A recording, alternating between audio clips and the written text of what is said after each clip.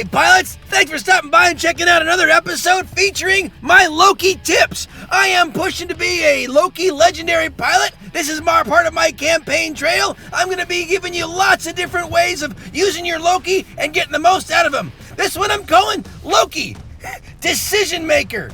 Enjoy my friends in the background and status as they play their awesome song Woodish. Alright guys, so this is Canyon. I open up with my open map deck. I do have a Loki in both my open map and my closed map because there really just isn't a map where Loki cannot be effective.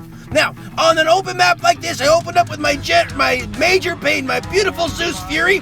I do this to get a lay of the land, to see what the reds are all about. Really, that's all I'm doing. I'm checking out the pace. Sometimes I get a good sweet spot where I can nail a bunch down, or like this one, I see a whole bunch of reds coming into our front backfield. Well, now's the time.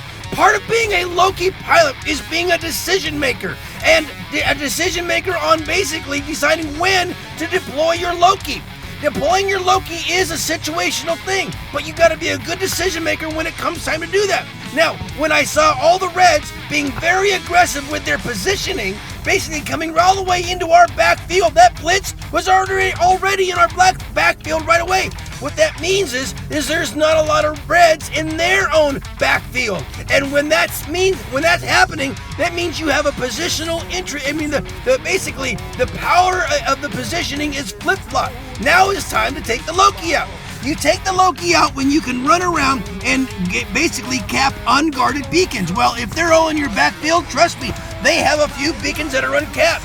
Now, are unguarded. Now, we've got a four-capper. What have I talked about four-cappers? You gotta let them simmer. They were ahead of us on beacons for a bit at the very beginning there, so I'm letting this four-capper simmer. Now, they've got a Loki in our backfield, and he's threatening back there, and our guys are having some fun with him, but this Ares realized he can't touch me. I know he can't touch me. He was smart not to turn his back on me, though. You better recognize, because I can pull those panadas out and really take a chunk out of you. I run panadas on this thing, too.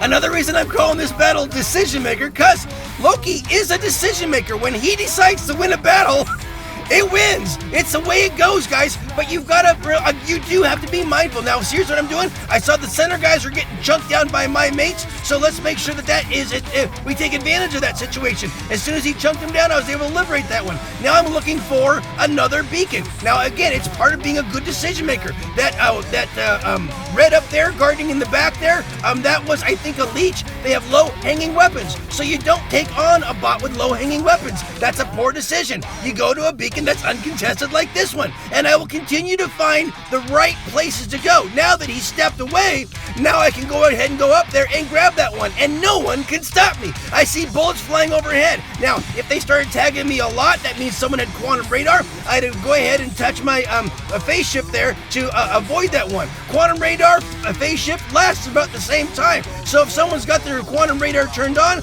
you hit your phase shift, that should just about time out perfectly, so they miss you most of the time. I'm going to go back in here. There's a red right here, but okay, he's going to get taken out. I'm going to go ahead and re-liberate this one, and I'm going to continue to do that. This is the power of the Loki. He can pretty much go wherever he wants. And again, you're leveraging what your mates are doing. As they're chipping people down, you go in and maybe help finish the job here, and then you look for an uncontested beacon straight ahead of me. See that one over to my left is too busy, so I'm going to go to the back. No one can touch me back there, so I'm going to keep going on back there. And I'm a decision maker on here. Now he's going to get lower ground. He's going to try to get me, but I'm just going to dance around in circles. Hey, movement. You just keep moving. You know, they're not all going to hit you. We got a four-capper. It's going to count on down, and boom. Loki just decided who won that one. You know, and he was my second butt out. But it is about watching the situation of the battlefield, seeing where the positioning of the Reds are, and making good decisions as you go through it. So you got to be a good decision maker when you have a Loki, but Loki himself, he's the decision maker. He decides when he wants to come out and win that battle. And as you saw there wasn't anyone who could stop me. It was just about making some wise decisions on where I went with him, guys. And if you see your name, a lot of good pilots on both sides. If you see your name, thanks for the game. Let's take a look at the pilot skills that I have currently on my Loki, in case you want to build yours up there. You got a mechanic, raider mechanic, you got roadhog, adamant roadhog, so there's an armor one there. So hey, thanks for stopping by, and I appreciate your support. Please help me on my campaign trail to be the legendary Loki Pilot. That'd be awesome, guys. It'd make my day. There you go, guys. Peace out.